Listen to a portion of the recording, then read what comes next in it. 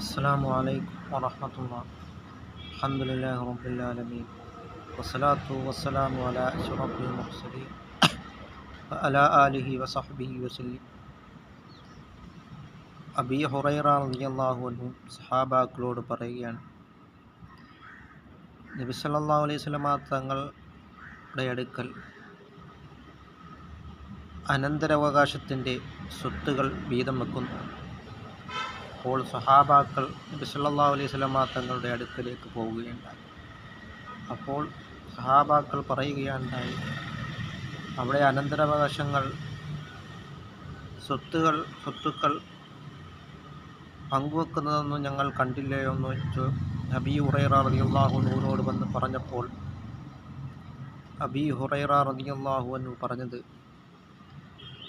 അതായത് നബി സല്ലല്ലാഹു അലൈഹി വസല്ലമ തങ്ങൾ സഹാബാക്കളോട് അവിടുത്തെ ഇൽമിൻ്റെ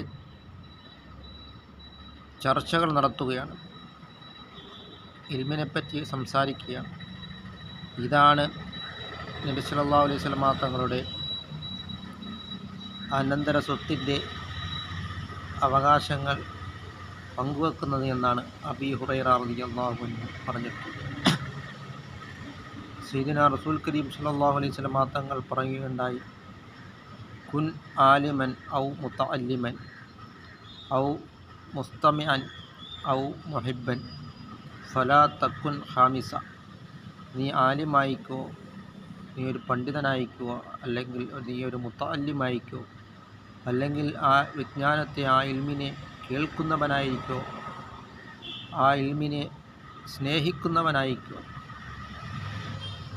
ഫലാ തക്കുൻ ഖാമിസ, നീ അഞ്ചാമത്തെ വിഭാഗം ആവരുത് എന്നാണ് സയ്യിദുനാ റസൂൽ കരീം സല്ലല്ലാഹു അലൈഹി വസല്ലമ തങ്ങൾ പറഞ്ഞു. അതുകൊണ്ട് വിജ്ഞാനത്തിന്, ഇൽമിന് വളരെയധികം പവറാണുള്ളത്. അള്ളാഹുവിൻ്റെ അടുക്കൽ ഏറ്റവും സ്ഥാനവുമാണ് ഉള്ളത്.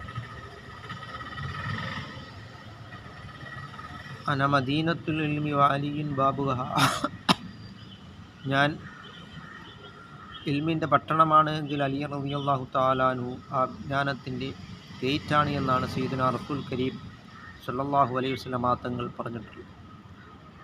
അതുകൊണ്ട് നാം നാഫിയായ ഇൽമിനെ നാം പഠിക്കുക, അത് പ്രചരിപ്പിക്കുവാനും നാം ശ്രമിക്കുക.